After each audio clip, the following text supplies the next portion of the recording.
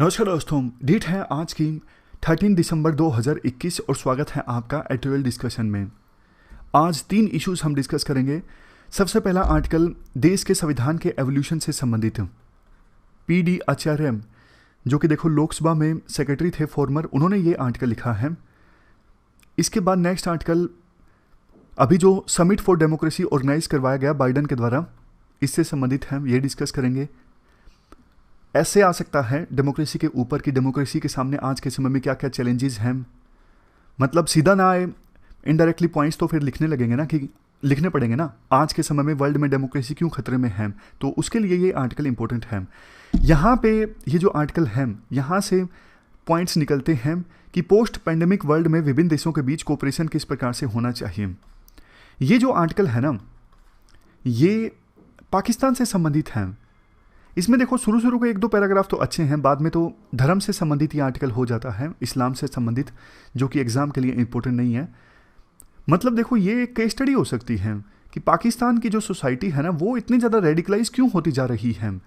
तो इस आर्टिकल में शुरू में तो कुछ रेलेवेंट बातें बोली जाती हैं कि जैसे जिन्ना ने पाकिस्तान को थियोक्रेसी नहीं बनाया था, लेकिन बाद में जब संविधान अडोप्ट किया गया पाकिस्तान के द्वारा, वो तो जिन्ना की डेथ के बाद किया गया था ना, तो उसमें संविधान में बोला गया कि पाकिस्तान जो है वो इस्लामिक रिपब्लिक है। यानी इस्लाम की जो झलक है ना, फिर पाकिस्तान में दिखने को स्टार्ट हो गई। पाकिस्तान ने अफ़गानिस्तान के अगेंस्ट जाकर, मतलब अफ़गानिस्तान में अपना इन्फ्लुएंस बरकरार रखने के लिए तालिबान की फॉर्म में वहाँ पे रेडिकलाइजेशन को प्रमोट किया। अब देखो वही बात है, आप अपने घर के बैकयार्ड में सांप पालोगे तो कोई ज़रूरी नहीं ना कि वो सांप जो है वो आपके पड़ोसी को ही काटेगा, वो आपको भी काट सकता है। ये बहुत फेमस लाइन है, काफ़ी बार हम इस्तेमाल करते हैं। तो ऐसी ऐसी बहुत सारी चीज़ें हैं जिसकी वजह से पाकिस्तान का समाज रेडिकलाइजेशन के रास्ते पर है। आपको हैरानी होगी, वहाँ पे एक सर्वे कंडक्ट हुआ था कि कितने % लोग चाहते हैं कि तालिबान सत्ता में आ जाए पाकिस्तान में। ऑलमोस्ट 55% लोगों ने सर्वे में ये कहा था कि हाँ, तालिबान सत्ता में आ जाता है पाकिस्तान में तो ठीक है। हैरानी वाली बात नहीं है। तो ये आर्टिकल तो इतना रेलेवेंट है नहीं कि ये हमारे इस क्वेश्चन का आंसर मिले कि पाकिस्तान का जो समाज है वो रेडिकलाइज क्यों हो रहा है।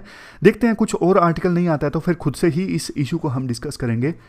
मेन बात ये है ना कि जिस वजह से पाकिस्तान का समाज रेडिकलाइज हो रहा है ना, हमें वो गलती नहीं करनी है। हमें पाकिस्तान जो डिजास्टर की तरफ आगे बढ़ रहा है उससे सीखना होगा ताकि हमारे समाज में ये गलती ना हो। चलिए डिस्कशन स्टार्ट करते हैं। फर्स्ट इंपॉर्टेंट आर्टिकल हमारे संविधान के एवोल्यूशन से संबंधित है। आप जीएस पेपर 2 के इस टॉपिक से आर्टिकल को रिलेट कर सकते हो। क्या कंटेक्स्ट है? देखो 26 नवंबर को था कॉन्स्टिट्यूशन डे। इस मौके पर सेंट्रल गवर्नमेंट ने पार्लियामेंट के सेंट्रल हॉल में एक बड़ी इवेंट ऑर्गेनाइज की ताकि देश के नागरिकों को याद दिलाया जा सके कि आज से 72 साल पहले इसी दिन कॉन्स्टिट्यूट असेंबली के द्वारा देश के संविधान को अडॉप्ट किया गया था।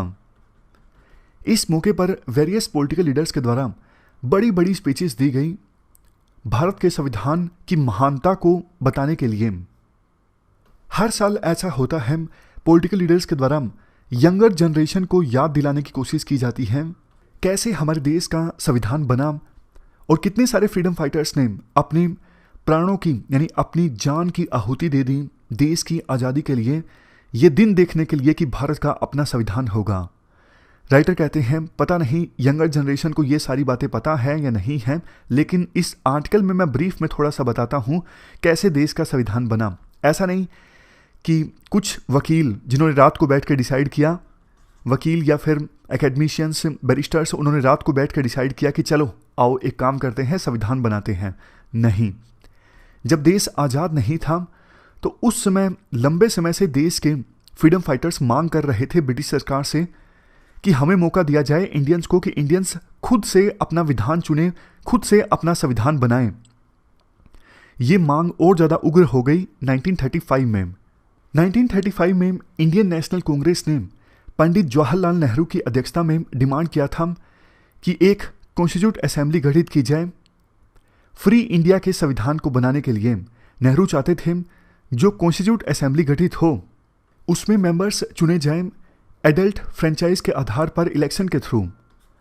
बाद में 1946 में कॉन्स्टिट्यूट असेंबली गठित भी हुई 11 साल बाद, लेकिन इलेक्शंस कंडक्ट हुए थे कम्युनल रिप्रेजेंटेशन के आधार पर।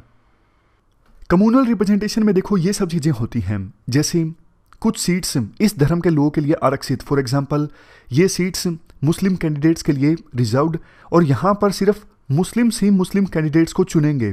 तो ये सब चीज़ें होती है कम्युनल रिप्रेजेंटेशन में। इसके बाद राइटर बोलते हैं संविधान देखो वैसे तो नवंबर 1949 में कंप्लीट कर लिया गया था और कॉन्स्टिट्यूट असेंबली के द्वारा इसे 26 नवंबर को एडॉप्ट भी कर लिया गया। 3 साल की मेहनत लगी संविधान बनने में। यहाँ पर देखो एक चीज़ आपको बताना जरूरी है, हमने तो हमारा संविधान जल्दी से बना लिया, 3 सालों की कड़ी मेहनत लगी, लेकिन पाकिस्तान ने बहुत देरी की संविधान बनाने में। पाकिस्तान हमारे साथ ही आज़ाद हुआ था, वहाँ पे तो फर्स्ट जनरल इलेक्शन भी काफ़ी लेट कंडक्ट हुए, शायद 57-58 में। बस एक बताने का इंटरेस्टिंग फैक्ट था।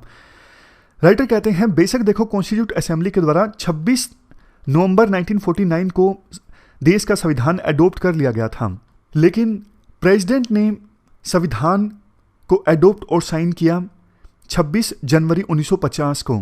उस समय राष्ट्रपति थे डॉक्टर राजेंद्र प्रसाद। ऐसा क्यों? जब बन गया था संविधान 26 नवंबर को, तो इसे एडॉप्ट इतना लेट क्यों किया गया? 26 जनवरी को क्यों किया गया?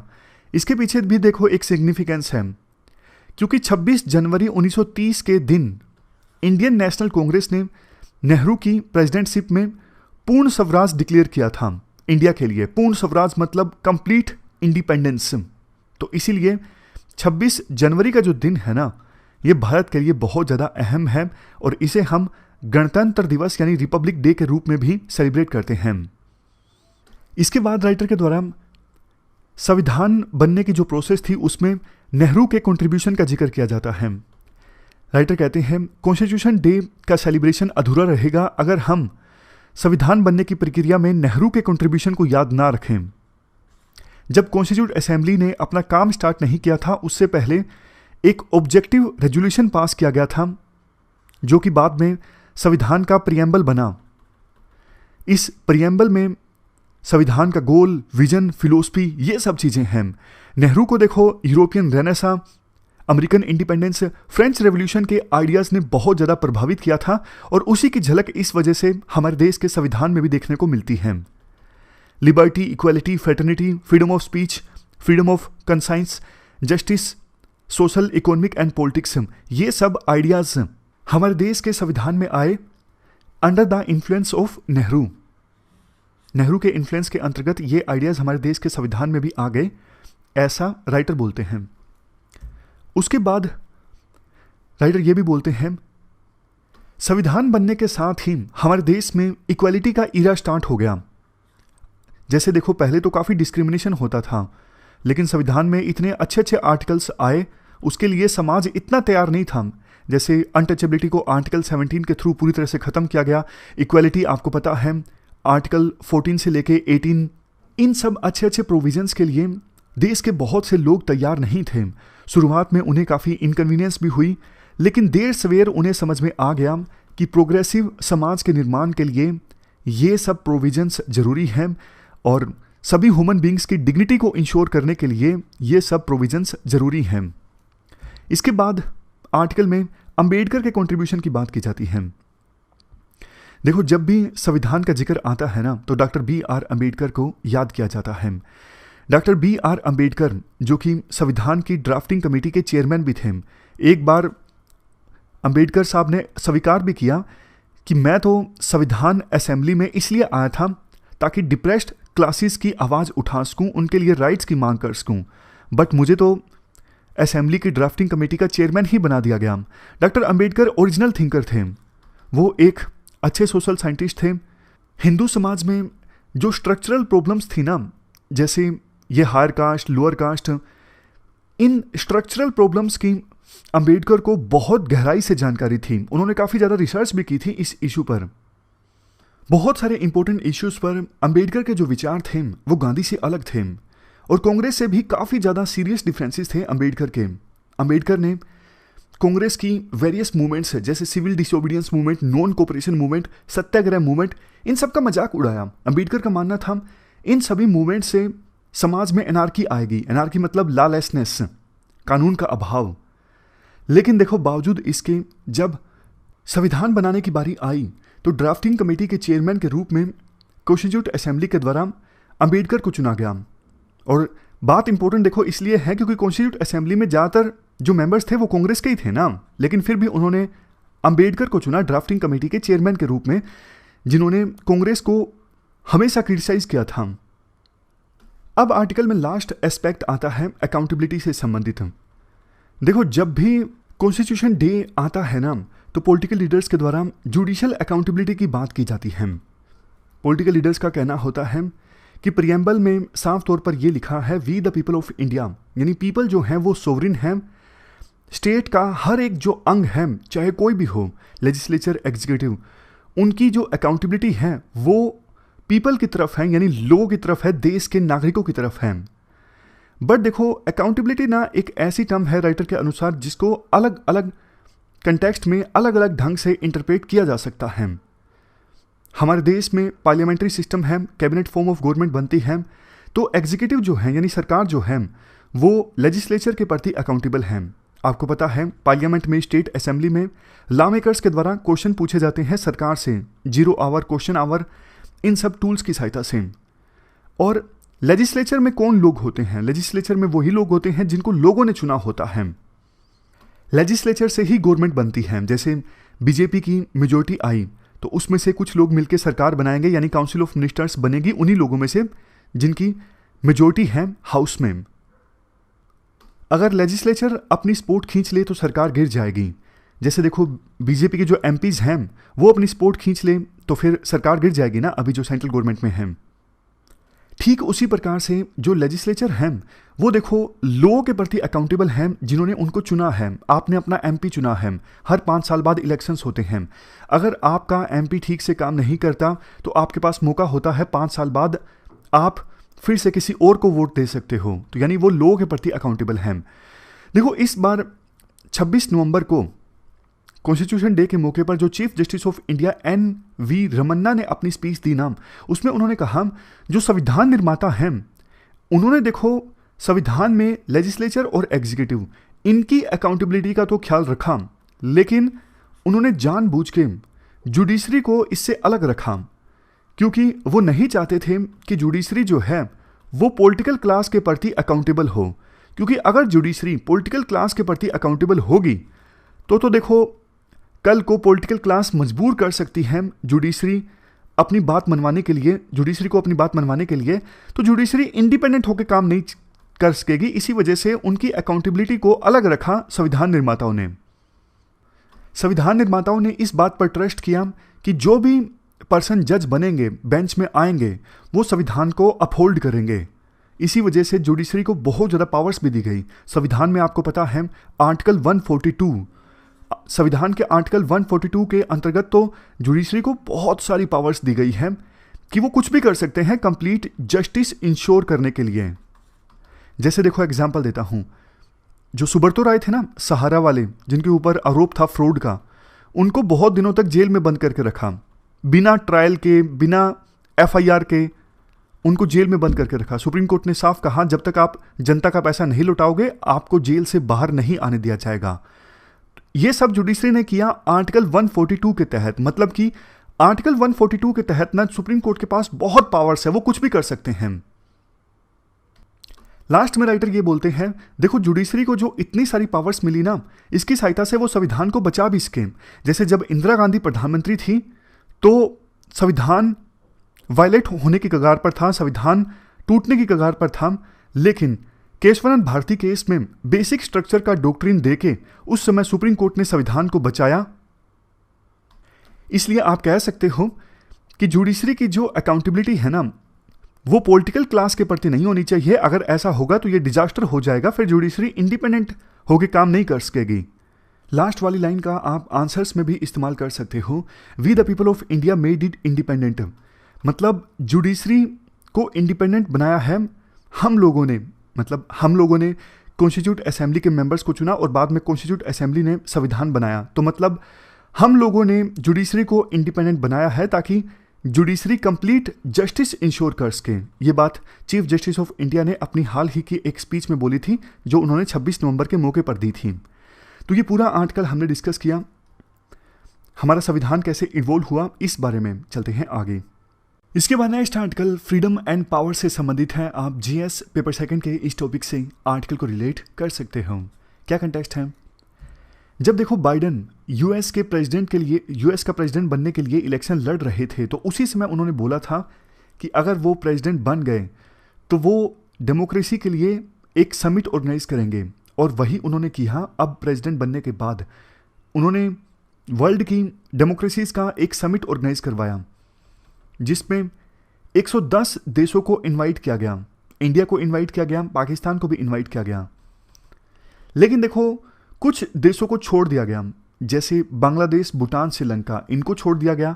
यूएस का मानना है ये डेमोक्रेटिक कंट्रीज नहीं है। इवन चाइना और रशिया को भी छोड़ दिया गया। इन देशों को भी समिट फॉर डेमोक्रेसी में नहीं इनवाइट किया गया।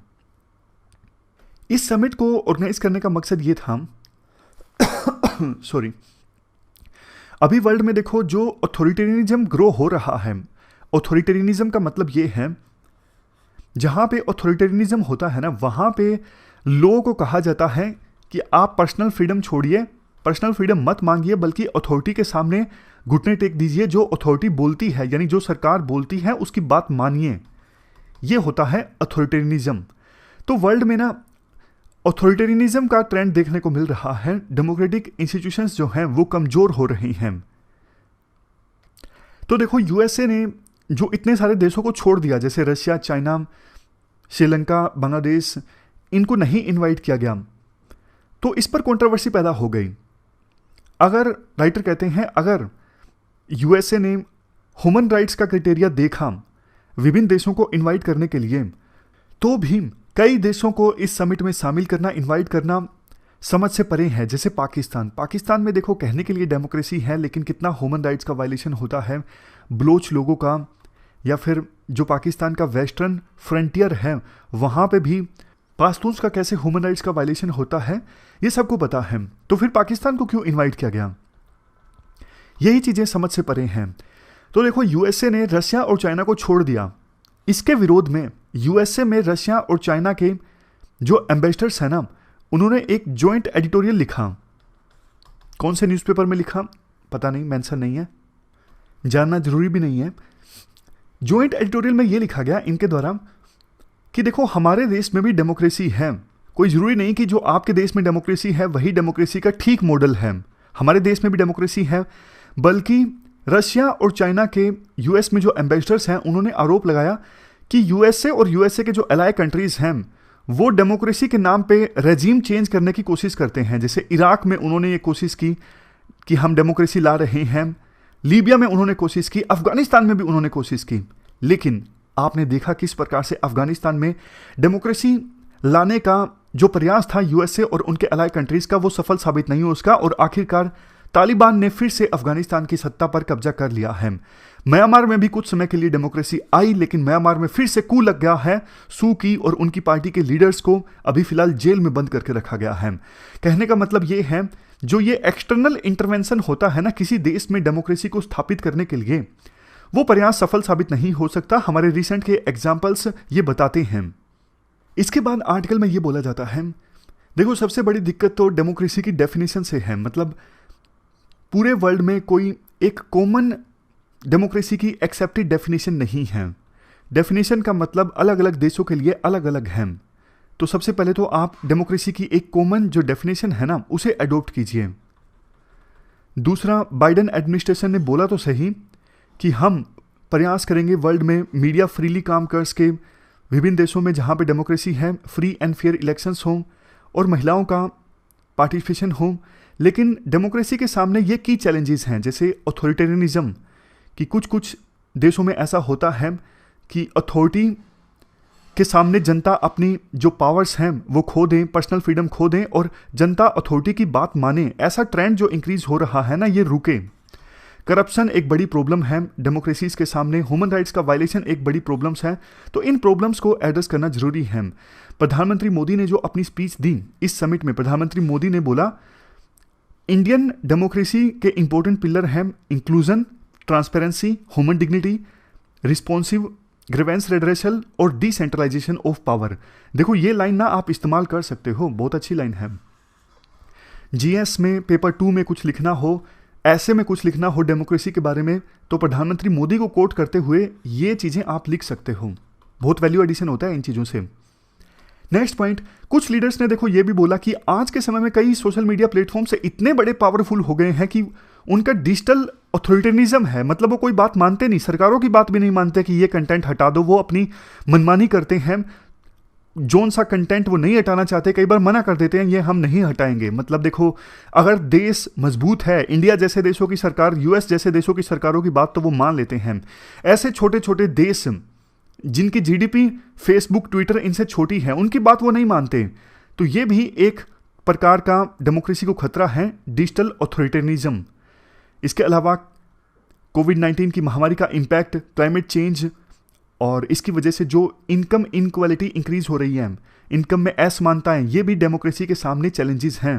लास्ट में कुछ और डेमोक्रेसी के सामने चैलेंजेस की बात की जाती है, जैसे हाइपर नेशनलिज्म, जिनोफोबिया।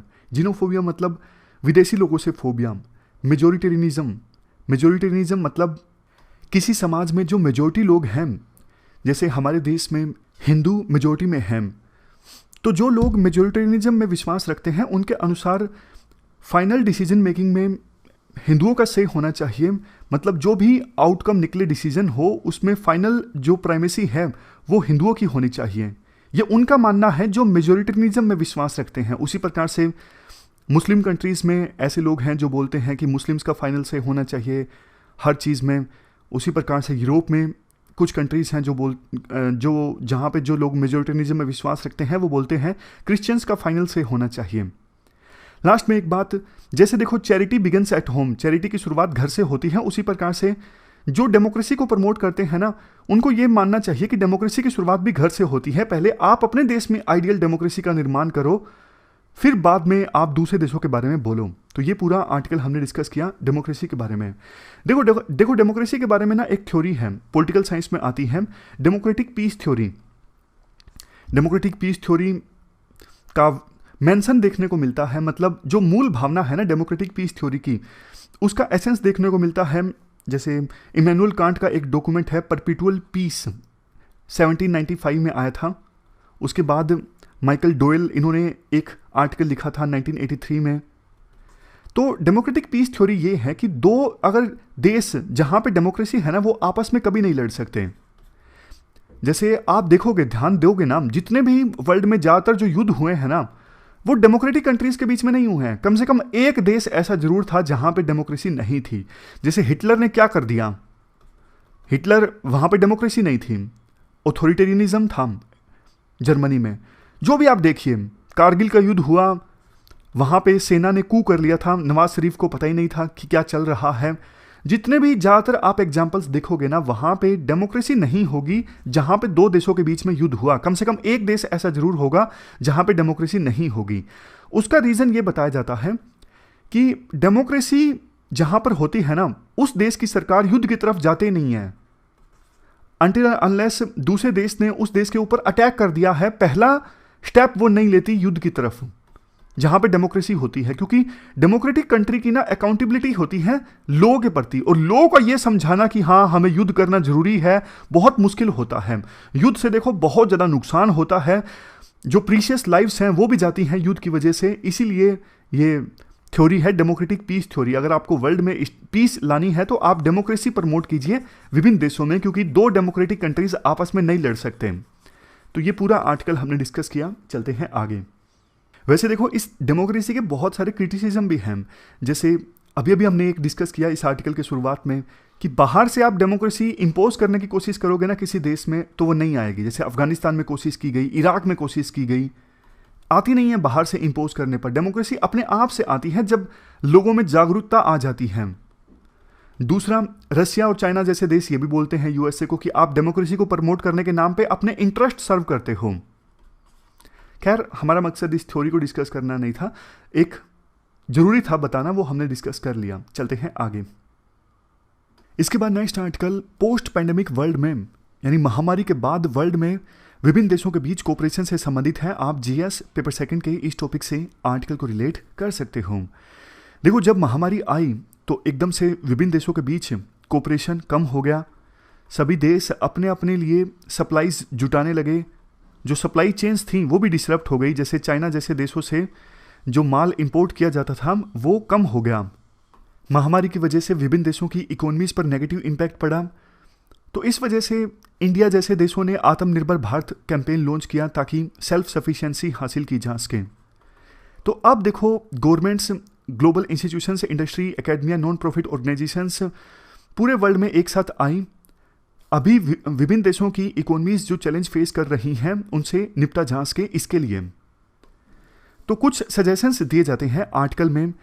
जैसे कि देखो, अभी महामारी के बाद, मतलब महामारी खत्म नहीं हुई है, पूरी तरह से चल रही है। जैसे ओमिक्रॉन का जो वेरिएंट है वो अभी भी चिंता का सबक है, लेकिन बावजूद इसके अब विभिन्न देशों के बीच ट्रेड एक बार फिर से बढ़ना इंक्रीज हो गया है। यहाँ पे कुछ डेटा भी दिया जाता है।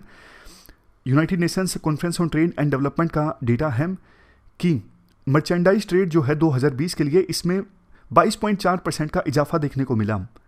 और वर्ल्ड ट्रेड जो है वो कोविड-19 से पहले जो था उससे 15% ज़्यादा है। एफडीआई भी इंक्रीज हुई है। मतलब कहने का एसेंस आप समझ गए ना कि ग्लोबल ट्रेड जो है वो फिर से रफ्तार पकड़ने लगा है। महामारी की वजह से विभिन्न देशों के बीच गुड्स, सर्विसेज, कैपिटल, इसके फ्लो में जो बाधा आई थी वो अब खत्म होने लगी है।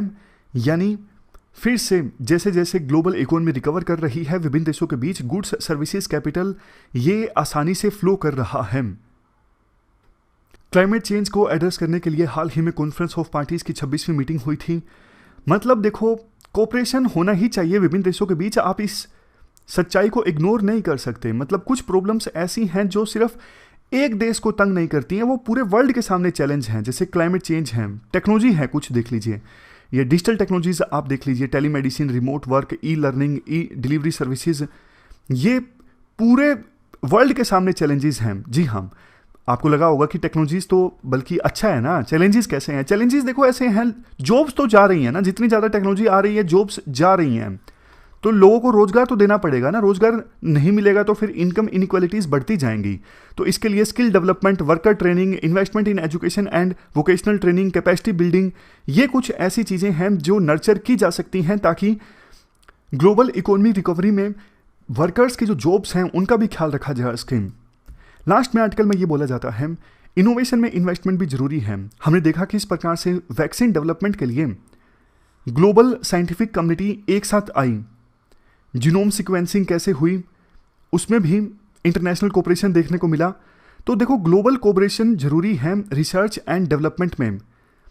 इंडस्ट्रियल रेवोल्यूशन 5.0 की अब बात हो रही है, पहले तो 4.0 की बात होती थी, अब इंडस्ट्रियल रेवोल्यूशन 5.0 की बात होने लगी है। इसके लिए ग्लोबल कोऑपरेशन जरूरी है और इंडिया देखो इसमें इंपॉर्टेंट रोल प्ले कर सकता है। इंडिया जिसने वैक्सीन डेवलपमेंट में इंपॉर्टेंट रोल प्ले किया, वो तो देखो हमारे देश में ना सेकेंड वेव आ गई थी, इस वजह से वैक्सीन की हमारे देश में एकदम से जरूरत पड़ गई। अदरवाइज उससे पहले इंडिया वैक्सीन को बड़ी संख्या में एक्सपोर्ट कर रहा था।